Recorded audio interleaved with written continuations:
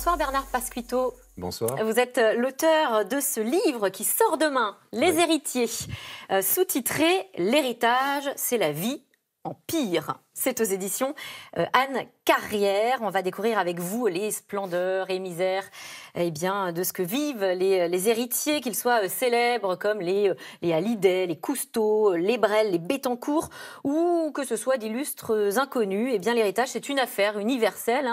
On le voit en vous lisant. Ce que vous nous dites, c'est que personne, au fond, n'est épargné.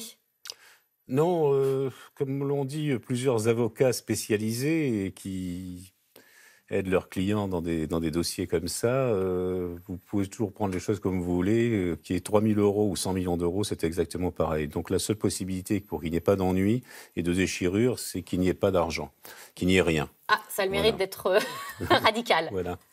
Vous dites quand même, l'argent est un faux problème. Ce qui compte vraiment n'est jamais écrit dans les dossiers des notaires. Est-ce qu'on est forcément déçu par un héritage?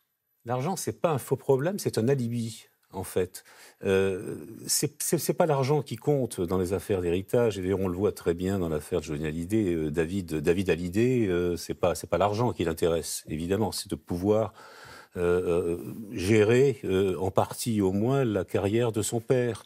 Et derrière ça, il y a quoi? Il y a la recherche de l'amour d'un parent. Ça peut être plein de choses. Ça peut être d'abord, beaucoup de gens considèrent l'héritage comme une réparation. Tu m'as pas assez donné quand j'étais petit, tu t'es pas assez occupé de moi, etc. Donc tu peux bien me laisser quelque chose aujourd'hui. Il se trompe? Tu peux me laisser plus qu'à mon frère, dont tu t'es occupé beaucoup plus que moi. Il se trompe. Non, c'est complètement sentimental. Ça peut être une réparation. Ça peut être j'allais dire un dédommagement. Il faut pas exagérer. C'est une gratitude. Je me suis occupé de ma mère jusqu'au dernier moment, pendant que mes frères, eux, ils étaient à Paris, ils venaient jamais parce qu'ils n'avaient pas le temps. C'est bien la moindre des choses. Ce serait me faire preuve de gratitude envers moi que de me laisser quelque chose qu'eux n'auront pas. Alors, pour éviter les déceptions, les crises, on pourrait se dire qu'il vaut mieux anticiper et peut-être préparer l'héritage de son vivant.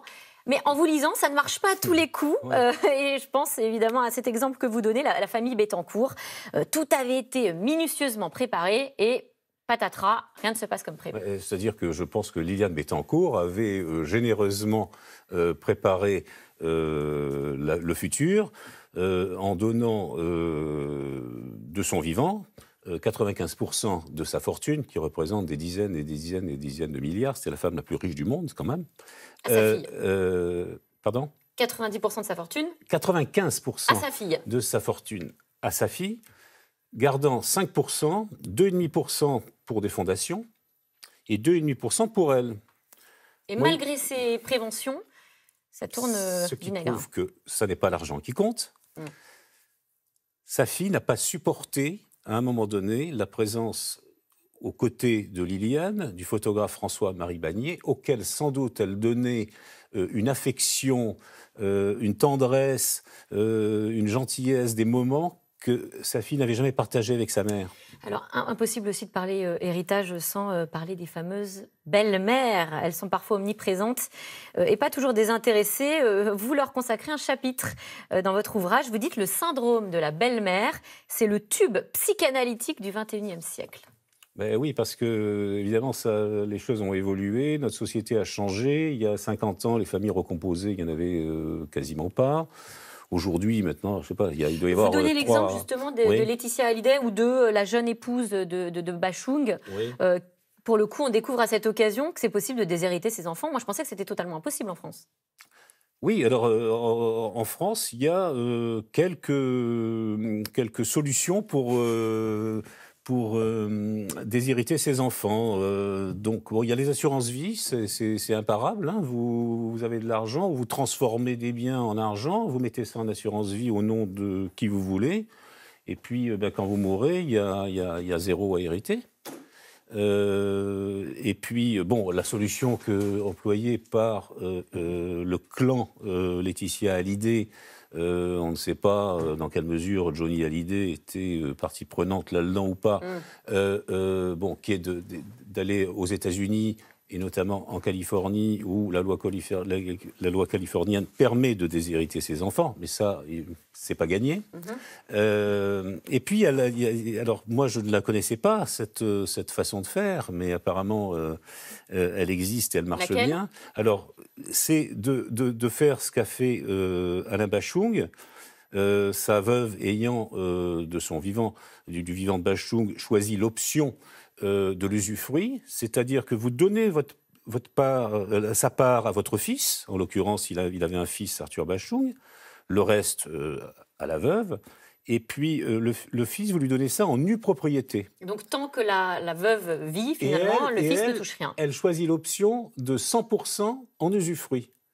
Ce qui veut dire que Chloé Mons, la veuve de Bachung, qui a 10 ans de plus que Arthur Bachung, si elle meurt à 85 ans, il en aura 75, lui. C'est une exception française, cette réserve héréditaire dont on parle. On rappelle quand même quelques chiffres. La part d'héritage automatiquement, si on ne détourne pas la loi, c'est 50% de notre héritage si on a un enfant. Si on a 2 enfants, il y a 66% de l'héritage qui leur est réservé. Et puis si on a 3 enfants, eh bien, c'est 75% de l'héritage. Et au-delà, ça reste 75%. C'est une spécificité française ? Absolument pas. Contrairement à ce qu'essayent de faire croire les avocats de Laetitia Hallyday, ce n'est pas du tout une spécificité française. En fait, la spécificité, c'est surtout les pays anglo-saxons, l'Angleterre, la Grande-Bretagne et les États-Unis, qui n'appliquent pas ça. Sinon, vous allez en Espagne, en Allemagne, en Suisse, en Suède, en Italie, etc. Vous avez, alors, ce n'est pas toujours les mêmes taux. Là où, pour nous, c'est 50%, en Espagne, c'est 10%, par exemple, etc. Ce n'est pas toujours les mêmes taux, mais bien sûr, c'est quelque chose auquel les gens tiennent.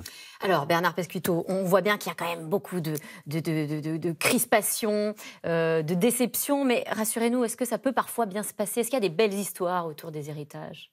Oui, moi, j'en raconte 3, très belles. Il y a celle de la famille Gainsbourg, 4 enfants, de 3 lits différents et pas de testament de Gainsbourg qui disait « après moi le déluge ». Tous les ingrédients pour que ça se passe difficilement. Comme il a dû bien éduquer ses enfants, qu'il les a bien aimés, etc., et ben, ils se sont tous arrangés entre eux gentiment, voilà, avec en plus les mères ou belles-mères, en l'occurrence, qui ont géré ça. Jane Birkin gère un certain nombre de choses pour tout le monde et tout, et c'est absolument formidable. Et puis alors l'autre histoire à laquelle vous pensiez, avant de finir ?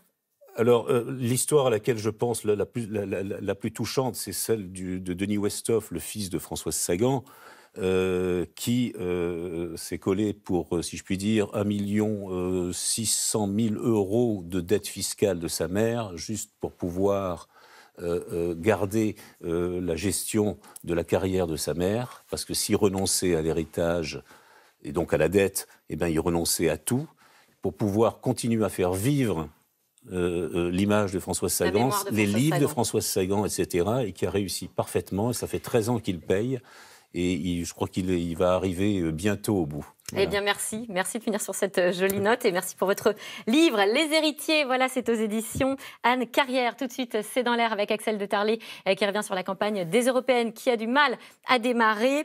Alors, les têtes de liste se démènent sur le terrain pour éveiller l'intérêt des Français. C'est dans l'air, c'est dans un instant. Ne bougez pas.